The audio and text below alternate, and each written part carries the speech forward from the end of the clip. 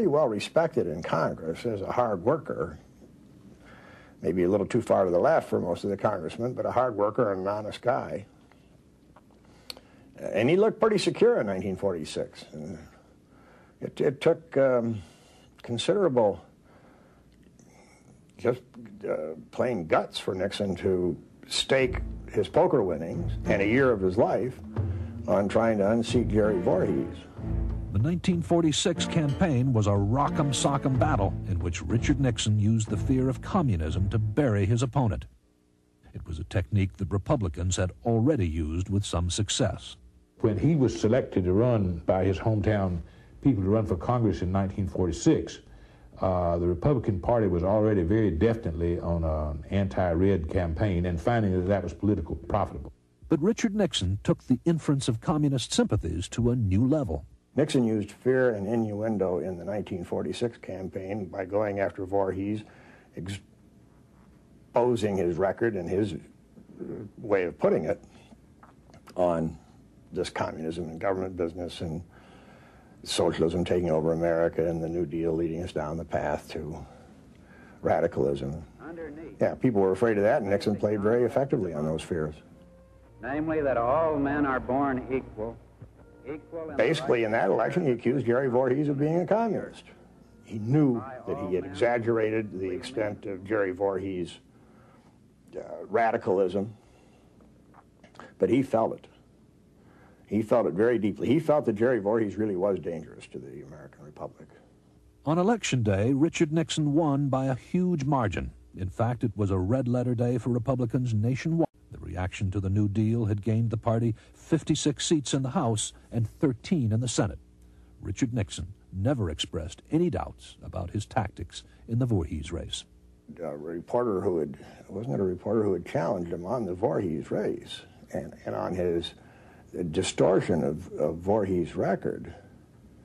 And Nixon said, well, of course I know that's true. You don't understand. I had to win.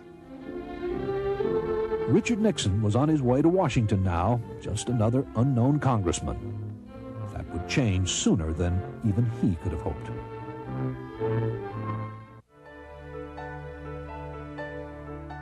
"1947. This was a happy time for Richard and Pat Nixon. He was a new congressman from California with a first child, Patricia. She would be followed 2 years later by another daughter, Julie.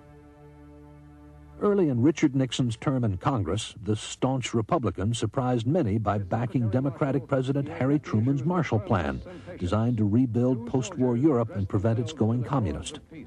As the red tide rolled over Europe, the Truman answer was immediate. It was an important early foray into foreign affairs for Nixon. The 1948 presidential election. In the summer of 1948, the Republicans expected to win back the White House from a very vulnerable Harry Truman. They attacked his response to communism abroad and charged he wasn't tough enough on communist sympathizers at home. They saw a government in Washington riddled with such sympathizers who were protected by the Democrats. In this atmosphere, Richard Nixon was appointed to a committee that was gaining increasing notice, HUAC, the House Committee on Un-American Activities. HUAC undertook investigations into alleged communist influence in some very public fields, like Hollywood. But it was the investigation of a high-ranking former State Department employee that would make Richard Nixon a name known nationwide. On the one side was the tough, self-made politician who shared America's hatred of communism and then wrote it to Washington. On the other side, accused of having been a communist, was Alger Hiss, the patrician and popular New Dealer, now head of a wealthy endowment. He really wanted to get Hiss. Now, I don't discount the fact that he no doubt believed Hiss was really guilty, but I think also the contrast in their backgrounds and their educations and so forth set Nixon's teeth on edge. Hiss was the model of the New Dealer, the rich New York kid with a lot of brains who had thrown himself in on the side of the people during the New Deal and during the war. And Dick Nixon's the one who exposed him. Who's the Liar might well be the title of the drama which unfolds before a packed caucus room where the House Un-American Affairs Committee members swear in Alger Hiss, former State Department executive. Mr. Hiss is accused of being a former communist, and before news cameras faces his accuser. Mr. Hiss is lying. His accuser was a self-proclaimed ex-communist and now Time magazine editor named Whittaker Chambers, who had none of the Hiss confidence in style. He seemed an unlikely friend of the elegant bureaucrat, who denied even knowing him. We were close friends, but we are caught in the tragedy of history. And Nixon's most important role in his case was staying with it and staying at it. He was certain that Hiss was the one who was lying at a time when almost nobody else thought so. And he was under very great pressure from the big people in the Republican Party, including John Foster Dulles, who were calling him up and saying, you better back off on this one. And he didn't back off. November 1948. While the Hiss case continued, Democrat Harry Truman defeated Republican Tom Dewey for the presidency in a stunning upset. Suddenly, Nixon's pursuit of Hiss was in jeopardy. The Democrats might abolish HUAC or let the whole Hiss affair die. Then a bombshell hit. For the first time, Chambers accused Hiss of much more than communism.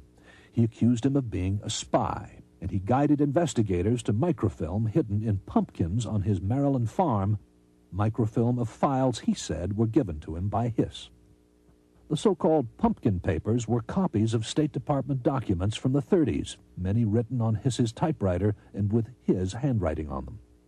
Richard Nixon recognized instantly the irresistible appeal of this bizarre spy story. This microfilm was made for the purpose of transmitting these documents in reduced form to the Soviet Union. In one shot, Richard Nixon cemented his reputation as one of the nation's premier anti-communists, as he showed his great skill at capturing the public's attention. Hiss was found guilty in 1950 and sentenced to 5 years in prison. He would continue to declare his innocence forever after. The Hiss case made Richard Nixon's reputation, one reason that it is still controversial. We tend now to look back at that case as an example of Nixon, the opportunist, getting a lot of publicity. The fact is, he was an investigator doing a fair and honest job. It was not a hatchet job. It was not a McCarthy hearing. It was a well-run hearing. And it made him, made his career. It's the defining moment in his early life. It turned a first-term, obscure California congressman who had used questionable tactics to win his seat into a national figure in his first term in Congress.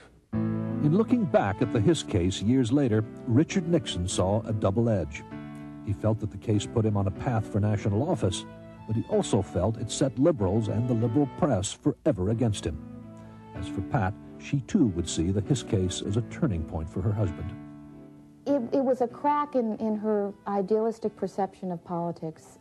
A lot of influential people in government and in the news media had supported Hiss. They couldn't believe that he was a communist subversive. And when my father proved them wrong, there was a vindictiveness that went on for years. And that was difficult. In any case, Richard Nixon now had a national reputation, and the ambitious young congressman was more than ready to move on. But the stunning 1948 Truman victory had put the House back into Democratic hands. Power for the Republicans was now only in the Senate. That's where Richard Nixon decided to go next. In 1950, he ran for the California Senate seat against Helen Gahagan Douglas, a liberal popular in the Hollywood community, and the wife of actor Melvyn Douglas. Although there was mudslinging on both sides, the race against Helen Douglas has always been remembered for the vehemence of Nixon's attack. As he had in the Voorhees campaign, Nixon charged his new opponent was far too friendly to those sympathetic to the communists.